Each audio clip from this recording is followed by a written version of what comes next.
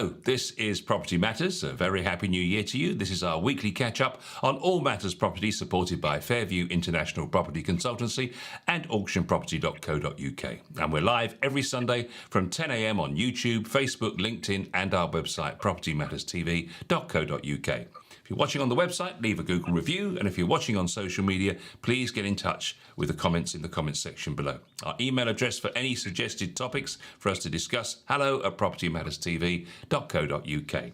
And if you don't have time to watch the show in full on a Sunday, you can get us on the move as a podcast every Monday morning, 10 a.m. from wherever you get your podcasts from. Just search Property Matters TV and you'll find us there.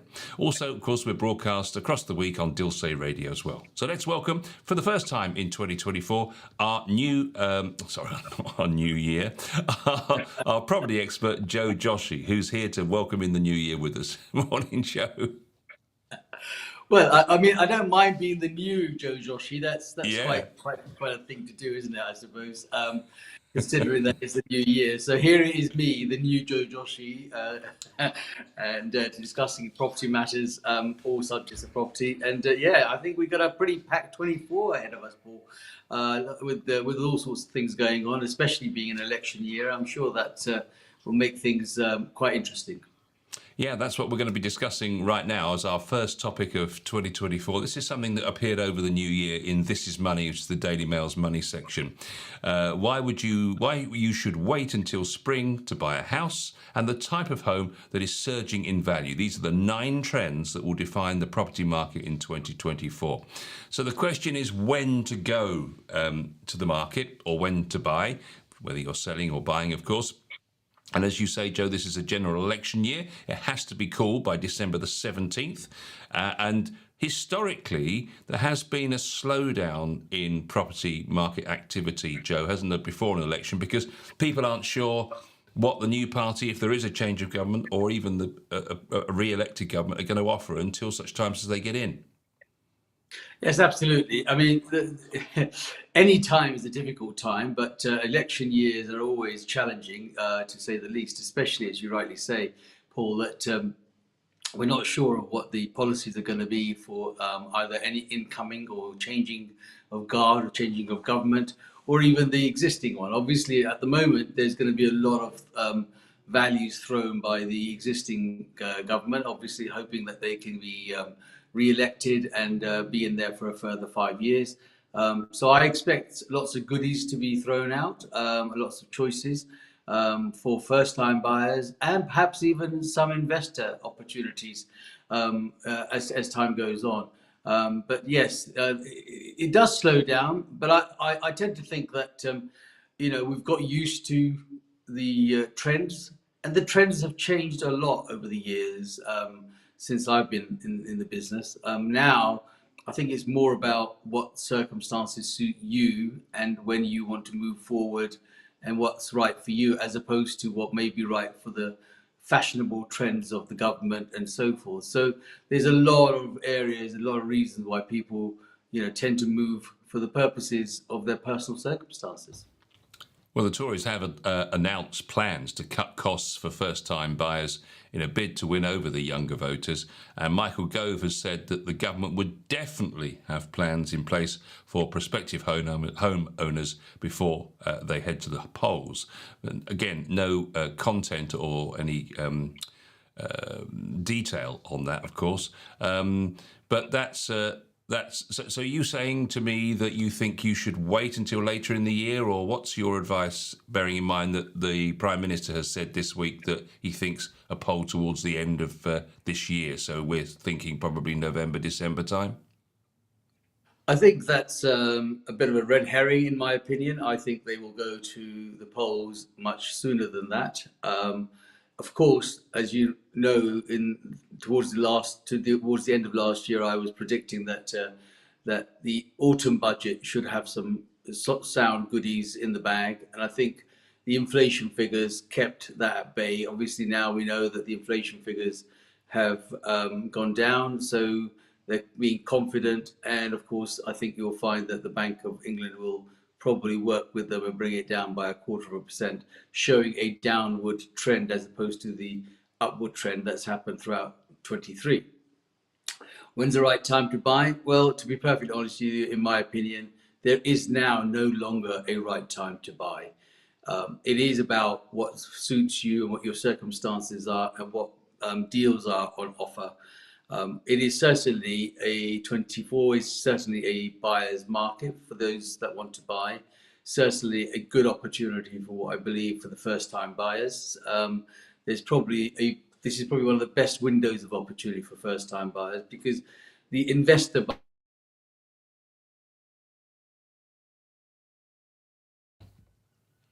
Joe seems to have frozen for some reason.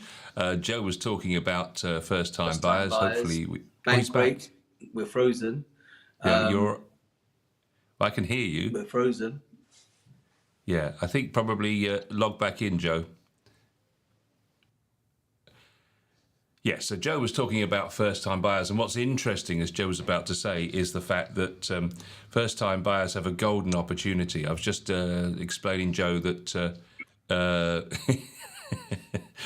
someone's put in the comments. Someone's put in the someone's put in the comments that you're saying it's frozen. Somebody's put, well, it is cold.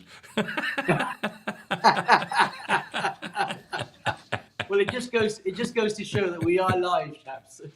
Absolutely right. Yeah, we were just talking about first-time buyers, and actually, it says here that this is a golden opportunity for them because for the first time in probably since the low interest rates of 2008-9 and so on, this is the first time that they're not competing with potential landlords or accidental landlords for these one-bedroom and small properties to get on the ladder. They're all selling up, and there's a plethora of them on the market, we're led to believe, and therefore they've got the golden opportunity to get the property they want. And that is tied in with, of course, where Bob would probably be in on this with the mortgage advice, but it seems that the fixed rates are now a bit more competitive, especially with first-time buyers. So that's a good time from a first-time buyer's point of view. Not having a good internet day today. No, indeed. Well, carry on. We'll battle on.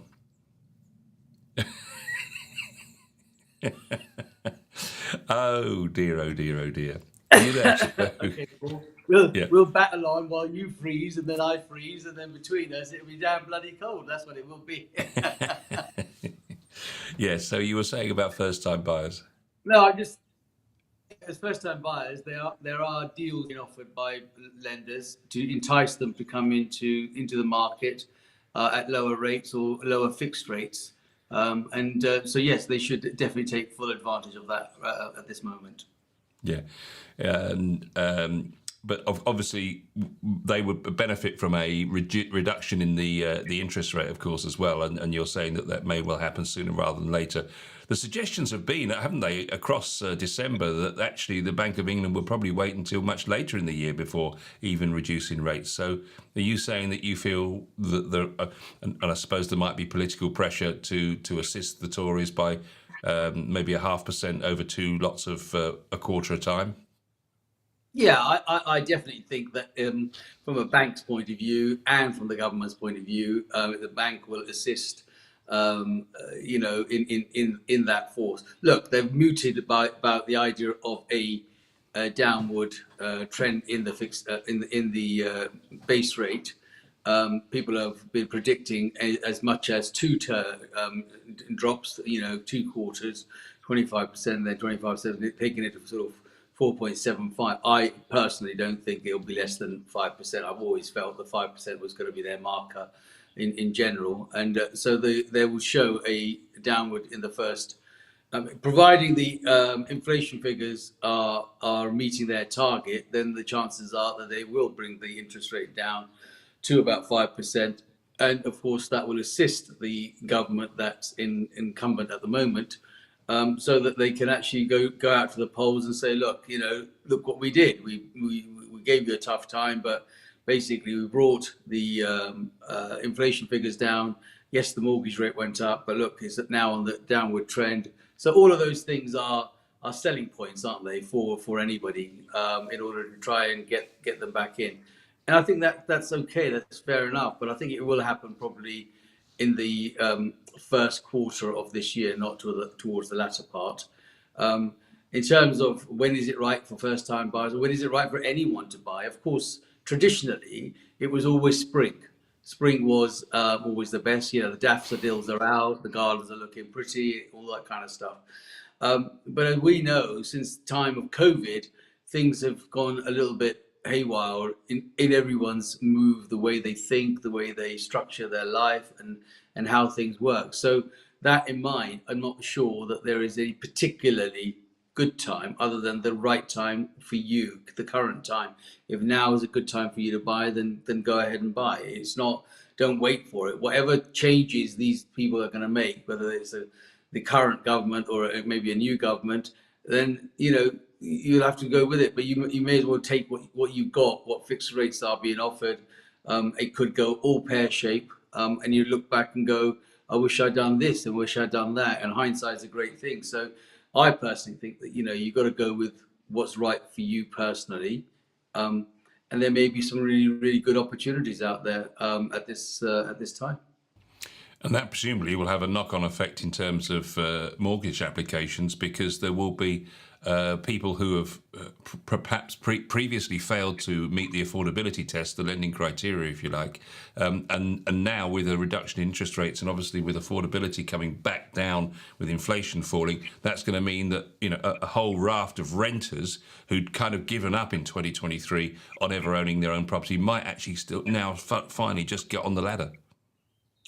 Undoubtedly, and I think you'll find that in the March statement, things like the Help to Buy and all of those other things that Gove is talking about in order to entice young voters, as well as just the opportunity for them to have and own their own property, will be a bundleful. They would throw almost everything at the electorate to make sure that those opportunities are taken up.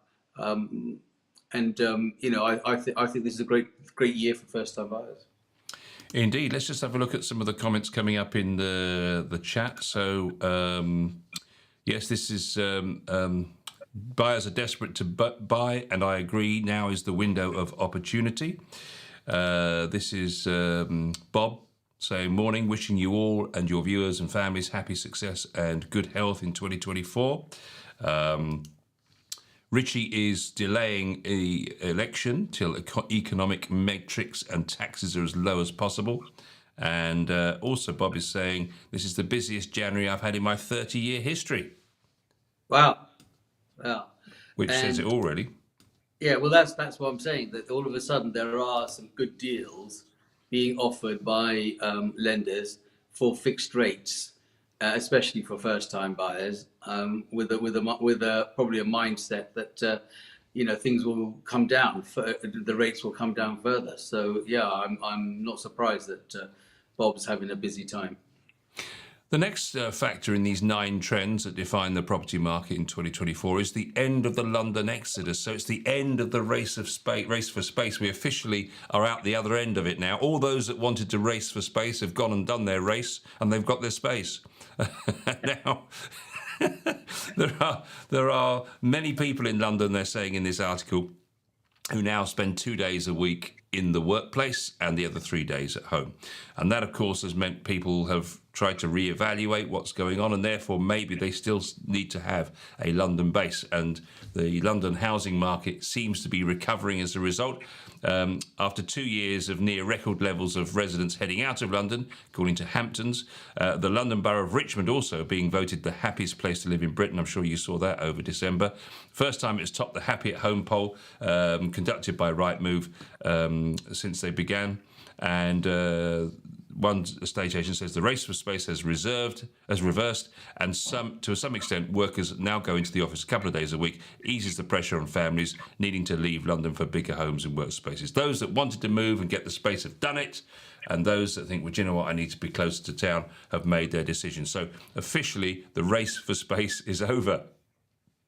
Yes, and I think that was a fallacy to a large extent. Yes, we all ran around, or people ran around and said we want to get out and have some space and have a bigger house and work from home. But there's a lot of other things that come into that, and I've listened and spoken to a lot of people over that period, different views, mixed views. I think the one that comes out the most is about connection. The fact that even though it was a great idea of living and working away and so forth, but that idea of talking to people or meeting people and so forth really created a problem, both I suppose in mental health, which has gone through the sky, but also just personal well-being of individuals. The answer is that we all want to have some sort of connection, communication. Bouncing ideas was a big conversation. We want to be able to bounce the idea of someone and say, look, is this the right thing? I mean, what would you do, etc. And that's all okay with Zoom and Teams and all sorts of things, but that sort of not touchy-feely, but that sort of in the room feeling, conversation, chatting is very, very much the conversation that I've been having with people, where they've said they've missed that, and so now would like to go back into an office or go back to an environment where they had colleagues or other businesses where they could actually communicate with and talk with in general. But I mean, a lot of the government bodies are hiding very much behind still this opportunity of, we're working from home, primarily because they want to reduce costs, and secondly because it suits them not to have someone to be confronted to. So you go. I mean, I had to go to the council offices recently, only to find that there's only a receptionist there, and they directed me to a phone which was in there in the council offices for me to then call on that phone to speak to somebody that was sitting at home somewhere. And I thought, well, actually, I could have done that from home if you just said that. But there's no communication. So they're all hiding, in my view, hiding behind, that idea. But it will come to a point soon where they're going to have to face, because people like the idea to talk to somebody directly. Yeah, and I think 20, 30 years from now, when all the stats of this decade come out as to what and the influence that the pandemic and working from home and being more distant from each other, it'll be interesting to see what history says about that in 20 years' time. I suspect it will make a very different world from what we knew before 2020. But that's an aside. Anyway, let's move on to embracing bold colours. Maybe, it says here. So all the time, Joe, you've always said, and everybody says, it's you've got to be white in your home, or magnolia, famously, or a cream colour maybe. But it says here that vibrant shades are all the rage for homeowners in 2024. This is apparently due to Barbiecore, as in the movie, with lots of pinks and turquoise. Apparently, aesthetic, jovial colours such as bubblegum pink and bright turquoise are set to become the key interior design trends this year, according to Decorilla, an interior design service. These bold and vivacious shades inject an unapologetic sense of fun and energy into interiors, creating spaces that radiate positivity. Monotone furniture and decor are outdated because they lack personality and vibrancy. We've all seen that cerise pink downstairs guest loo, haven't we? Or bright magenta or something of that nature. And then, of course, when you buy the property, trying to get magnolia to stick over the top of bright pink or crimson or something of that nature is a hell of a job, isn't it? Well, property interiors and exteriors throughout the 43 odd years that I've been in the business have evolved quite a lot, from, as you rightly say, bright pink, bubblegum pink and turquoises, not just internally, but literally externally. There was a time when one could actually tell what persons or types of person was living in a particular property just based on the choice of colors that they may have on the exterior. But then we went to a trend of cladding, those stone typey cladding things. Then we went to wooden claddings and all sorts of scenarios. And then you come back to being, I'd rather have a brick. Then pretty much every house started to be plastered, and all looking the same. They were cream with some sort of speckle in them to give it a little bit of class and a bit of trend. and then that then became painted over because it wasn't funny anymore, and so it's going to be. And we're now going through probably a similar change, a bit more like putting your own identity about saying, "Well, this is me, and this is the way I want to be seen." And so we are going to see some changes, not necessarily the changes that are required in sales, because for sales, we always feel that neutral colors sell better. That's why things like white magnolia, cream colors, light colors were always more popular, because they actually show the property off better, primarily showing it as perhaps bigger in some cases. Lighter colors make things look a little bit brighter and bigger, depending on the types of windows. We even went through a phase when, Georgian and Edwardian and all sorts of other types of windows. Leaded light windows was a massive thing, wasn't it? Everybody had a leaded light window. I remember there's a Yeah. specific builder, Charles Church, actually. I mean, he just lived from the idea of building leaded light windows, and he got to known for it. He just knew, oh, that's a Charles Church development because it's full of leaded light windows. But all of those things, have evolved and have changed, and we will see that come again. And I think now, from a personal point of view, when people own their own property, they want to make their own mark. I'm certainly all for people making their own mark. I don't have a problem with it. My biggest issue with everybody is the front, as you know, that I've told that a million times over. That first 10-second appeal makes all the difference, whether somebody wants to be in that street, be in that neighborhood, be in your property, and you can do whatever you like inside, but it's the outside that actually is the most appealing and the most defining point, where people say, well, I'm going to. So if you then had a street, so if you're at a coast, for example, we know that coastal properties, sometimes they have all the bright colors, your oranges, your reds, your yellows, your pinks, your purple, some of those huts that you get on the seaside are always colored in all sorts of bright colors. Again, they're just making a definition of that's their holiday home, where we can be what we like to be. But yes, there are trends coming, but for selling point of view, I would still stick to neutral colors. Yeah, absolutely. Now, I can't believe over 3 years of Property Matters, Joe, we've never talked about bungalows. And apparently bungalows are actually the cool thing to get at the moment. And young families are becoming very interested in them as first-time buyers because they represent a cheaper way to get on the ladder. They're being snapped up apparently within weeks and sell for far faster than other homes on average. They're very popular and go so quickly because of the scope they offer. They tend to have bigger gardens and a lot more potential for renovation.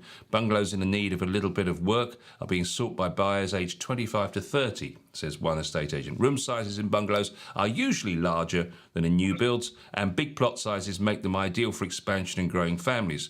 Almost half of bungalows have 2 bedrooms, and only 1 in 5 has more than 3, according to the Valuation Office Agency.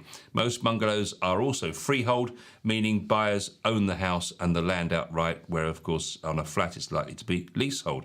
So that's an interesting point, and often you get the permitted development or the development permission to go and do, take it up another story. Yes. Now, the reason why bungalows have always probably not been the feature, and that is because in the mindset of most people, bungalows are something that you work towards when you're retiring. You might be someone that is a disabled person that requires ground floor facilities, or the access to the garden or a wider driveway to be able to maneuver yourself in. So I think the mindset, the psyche in the bungalows have always been something called elderly and perhaps disability, which is obviously not the case. And to see a trend where young people are now looking at that, and that is primarily because they are looking to see if they can, grow their family, grow their scenario into a bungalow. And in all honesty, they're not particularly attractive. They are quite an ugly looking property, and have no character. So often you see that bungalows have had some alterations, and then in a street scene, there's one that is odd and the rest are all low roof, because people don't really want any more space. That's part of the reason why they buy a bungalow. They may want the outdoor space, but they're not that interested in the indoor space. And so it's good to see that people are looking at bungalows as the new alternative, if you want to call it that. And yes, they can develop them, can grow them further. They can put another roof on it, all subject to planning, of course. Nothing is a given. I mean, there might be reasons why they were bungalows. Sometimes in planning law, they were given bungalow planning permission because of the height that may have restricted to other things like aircraft noise or some sort of telegraph pole or some other reason that said that that communication couldn't happen if they were at a two-story as opposed to a one-story. But as time has gone on, things have now changed. So, for example, telecommunication doesn't necessarily mean that it's going to be a post outside with a wire. It might be something that is now underground in the net. I mean, I know that recently BT have been, plugging the fact that everything is going to become online and through the Wi-Fi network, as opposed to having cables running across from poles in order to try and keep you connected with the line. So there's lots of reasons why bungalows were probably not of the century, but they are becoming that way now. Well, you struggled a bit at the end there, Joe, but hopefully you're still with us. A lot of people. Yeah. Good. As long as you can hear us, we can just about hear you at the moment. I don't know what's going on with that Wi-Fi there. A lot of people coming in favour of bungalows, Joe. They don't seem to take your negative approach to bungalows. They seem to think that they're actually quite nice. But I suppose, they do generally have quite large plots, so you've got the opportunity to build out if you want to. And obviously, if you're only doing one story, that's going to be cheaper than doing two stories if you're thinking for building costs. Yes, I mean, I think that the street scene is probably not as delightful as one would like it to be, but they offer the space, they offer the choice. Most of them now have quite a large front garden, so you can have off-street parking. As time has gone, most front gardens have disappeared, not just from bungalows, but from houses in general, because most houses now have 4 cars in their family. And then, of course, yes, they have bigger gardens. It's good to have the big gardens, Paul, but, a lot of people don't maintain their gardens. The idea is good, but the work is not as attractive to have done. And yes, they'll cut a small patch in the summer so they can have a barbecue, but fundamentally, it's not as time it's too much time consuming. That's what happens. You're smiling because somebody's obviously giving me a hard time on this one. No, the irony was the fact that you were talking about BT doing a lot of work in the street and your internet was going on and off at the time. They're suggesting that maybe Joe's got workmen in the road sorting out his internet. No, I tell you why, it's not the workmen in the road, it's the massive puddle that is still out. I mean, one of my friends and colleagues drove past and said he was going to come in and see me, but he didn't have his swimming costume and armbands with him to float across. That's how bad it is out there, which is why the council spend most of their life not in their offices or at home, because they don't want to face people like us to say, what about that puddle? Yeah. Well, of course, if you will live in the country in these remote locations, Joe,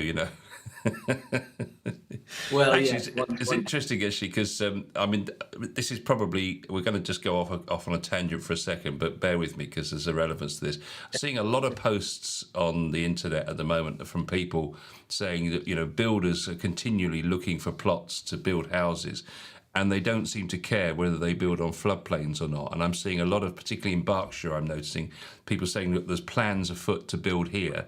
They've already built properties on this floodplain, and they literally flooded in the first month of occupation when they were built, and yet they're now building more houses, and there seems to be no resistance from the council locally to these builders doing this. And it's just, so we've never discussed building on floodplains or anything like that, but just interested to get your view on that. I mean, clearly, there is a need to build somewhere, and if if all the NIMBYs get their way, then where else do you build? Well, it's interesting, actually, you say that. I went to Sonning Common yesterday, Sonning, just outside Reading, with a view to go and see a plot, a development, as a client has sent across for me to appraise and sell. And I was smiling as I was going there because thank God for my 4x4. The riverbank had broken at the Thames in Sonning Common. So anyone that's familiar with it, going past the French Horn just before you get to the bridge, it was all underwater. And we got to a certain point, took a gamble going across. And yet here is a plot that was going to be exactly in that. And I thought to myself, it's a good job I didn't bring a potential buyer to this today. That's definitely not going to be a sale. But yes, floodplains are an issue. People have got to live somewhere, and yet they are, and the governments are saying, and more, forget about the governments, the insurance companies, they just don't want to pay up when they have a flood issue. And Yeah. we are, to a large extent in the south, fairly fortunate that majority of it is well maintained. But I see when you watch the news in other parts of the country where people just lose their home, their entire belongings are floating down the street once the river's broken or too much rain has happened. And but yes, they've got to build somewhere, and there's always going to be some noise about it's not going to be in my backyard. But if you then take that one step further, the person that says it's not my backyard, it's their children that now cannot actually afford to buy in the neighborhood and have to move further away because it's about supply and demand. If the demand is good and the supply is limited, house prices will continue to rise and get out of reach. And the cost of them being built in floodplains is exorbitant. I mean, you have to allow for all sorts of footings and basements and put it on stilts and put legs on it so that it's above. And so if you had a car underneath, the chances of the car will be swimming away. So these are all the things that they have to take into consideration. And so, yeah, they've got to build somewhere, and I have seen it. But it was just ironically, you were talking about it. I was actually on my way to look at something in an area that the river had broken. Getting back to matters indoors and back in the warm and the dry, wood panelling is back with a bang. This is the next trend in our 9 trends that will define the property market of 2024. Panelling has become the hottest trend in interior design, shooting up in popularity due to social media. Videos with the hashtag panelling have amassed 284 million views on TikTok, apparently. Wood panelling wallpaper took off in 2023 with Laura Ashley and John Lewis selling fake wood effect wallpaper. But carpenter Kai Cassidy from Maidstone says this trend is shifting up a gear into actual wood effect panelling. He says it's a great way to brighten the room and increasingly popular. It's not just grand old properties asking for these. One of my clients has a 1980s house and the panelling looks great in her living room. Costs about £350 plus materials, that old adage. And interestingly, I've seen some of these videos on TikTok and other platforms. They particularly love it going up the staircase to the opposite side to the rail. Yes, I mean, the thing with wood paneling, it depends on the light that comes into the property, in all honesty, because wood paneling can make it look extremely dark. And that was the historic. So if you look at the old sort of country mansions and so forth, they have a nice, staircase leading to the upstairs and wood paneling or wood banisters. All of those made it quite dark. That was the only, and then people over a period have started to paint those in those sort of lighter, perhaps white coloured, so that they could actually bring more light into their properties. So, but wood paneling inside, I don't have a big issue with. Wood paneling outside is pretty disastrous. And because it weathers and it's okay for the first 10 days, when you put it up, you look back and you think, wow, that's fantastic. And then 10 days later, it's chucked it down with rain and it just looks a mess. And when you see that and you drive around, it looks great on the first few days, but I always look at it and think, that's a mistake. And then to make it worse, to try to maintain that is a huge challenge. So it might be £350 plus materials to put it up now, but it's the ongoing maintenance of the wood that needs to be preserved. And it's a very, very different way to deal with it. So not against it, but you just got to think about the long-term cost and its situation. But internally, it's a lot easier. Externally, I would definitely not recommend it. Yeah, I can just see in 10 years' time a whole raft of new homeowners going in and ripping this stuff off the wall and ruining the plaster behind, because it just reminds me of the dado rail in the It does. 90s. You know, you had Yeah. one wallpaper above the dado rail and then another one below. Yeah. Yeah, it was a trendy thing. It was good. It was good for us agents. We actually had something to write. We used to say, "Oh, and there's a dado rail," um, and or corniches or coving or whatever it was that came at the time, and then all of that disappeared. Yeah. And so it's a trend that's recycling right now. Yeah. Guy says he loves modern wood panelling. He says feature wall wood panel in his house, and he has wood panelling in his office, as we know, because we've had him on the show with the background of the wood panelling. So let's just get back to we're nearly at the end of our 9. The next one, of course, is split your home in 2. Homeowners could, I think we've covered this as a new thing, but of course there's the new permitted development rights. Homeowners could soon be able to convert houses into 2 flats without planning permission, according to new government plans to slash red tape. This is something that Jeremy Hunt announced in the autumn statement and could trigger a wave of conversions in 2024. So if you're a struggling landlord and you've got a 4-bedroom property, you can make 2 2-bedroom flats and then pretty much get probably another 50% rent on top of what you're already getting, and that may actually get you out of your hole in terms of getting a return on your investment. But also, from a more sort of positive angle, if you've got old elderly parents, you could actually convert into 2 flats and bring the old ones in. Yeah, I think this is a good policy to bring in. For a number of reasons, Paul. One is that we had a similar scenario back in the 80s where they were allowing a lot of semi-detached properties to be converted into 2 flats up and down with some sort of exterior staircase. What they're saying now is that you can convert it internally without making any facial changes, anything externally, and therefore it doesn't require planning permission in order to do the internal side. Now, I think that there's a lot of people, especially elderly people, who are living in perhaps bigger houses, don't really want to move. It doesn't really work for them. And this is a great opportunity for them to, convert internally and maintain their existence, but also provide much needed rental accommodation in and around the countryside and in and around homes that perhaps are too big for one person, and not have to move. I'm sure there'll be some sort of tax, because there's no smoke without fire with these things. The government will say, well, you've done that, so now you've got an income coming, and so subsequently there's a taxation. But the reality is that I think it's utilizing good space well, and creating opportunities. And if people do it sympathetically, they will do very well out of it. There will be people under permitted rights that will actually start to create rabbit hutches out of those, and that would be probably taking it just a little bit too far. But unfortunately, you can't police that situation. It's only when you've got more studio apartments internally than you should have. So you might have a 3-bed semi, and the next thing you know, that internally they've got 6 studio apartments, for argument's sake. And it can happen.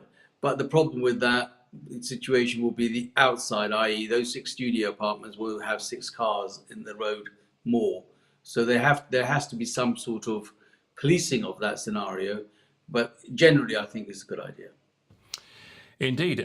Penultimate one, we're almost there. Escaping to the chateau is the next trend that will define the property market. This is because France has changed some of its rules now, immigration rules this is. Since Brexit, British visitors can only spend just 90 days of every 180 in the Schengen area, which is the wider European Union, which also includes Switzerland, Norway and Iceland. And of course, that derailed many people's hopes and dreams of a second home in Europe where they would spend much of their retirement. Currently, the only way second homeowners can stay in France for more than 90 days is to apply for a long stay visa each year, but acquiring one has been criticised as complicated and expensive.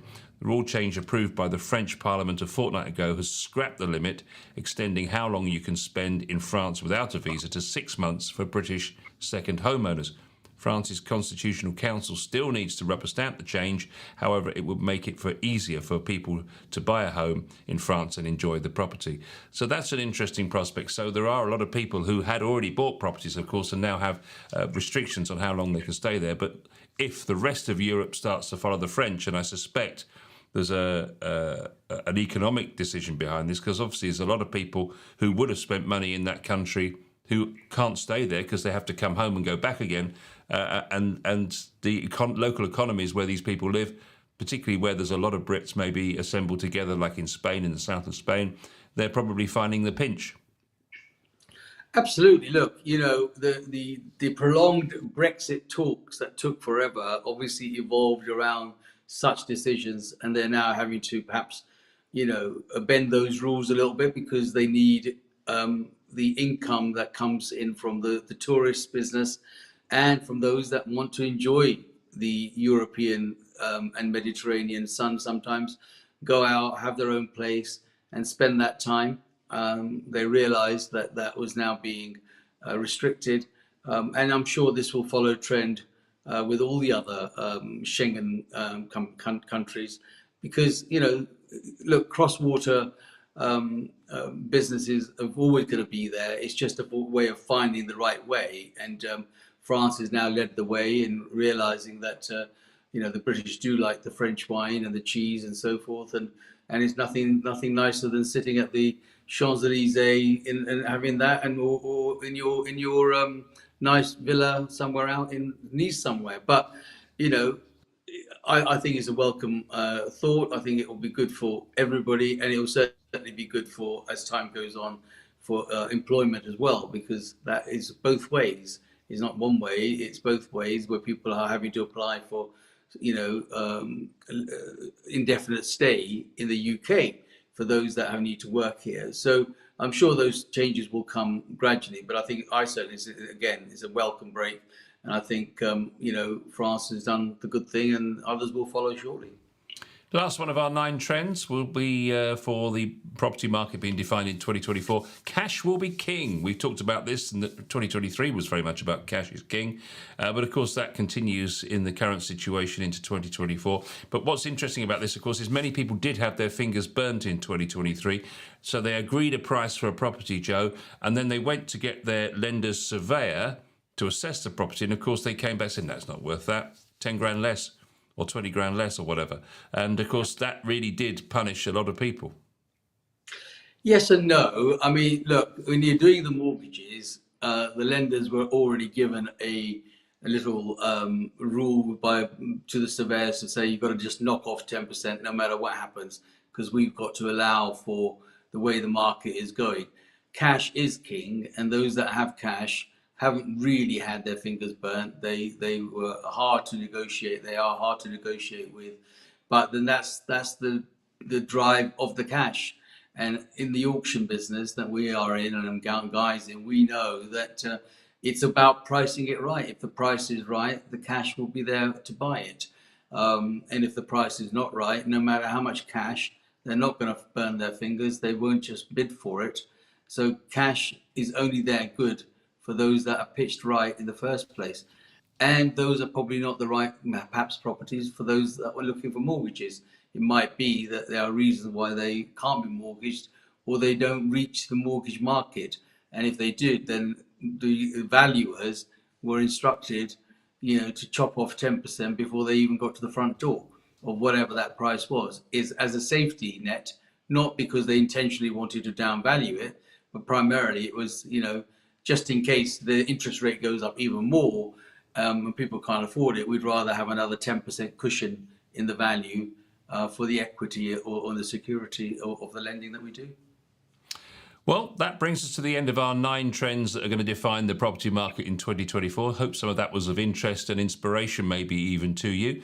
Thank you, Joe, for floating in and doing the show aboard your boat today. No wonder we had internet problems throughout, but very enjoyable indeed. And lovely to be back. And thank you all for your comments in the comments section today on our Property Matters. We're back for another Property Matters very soon.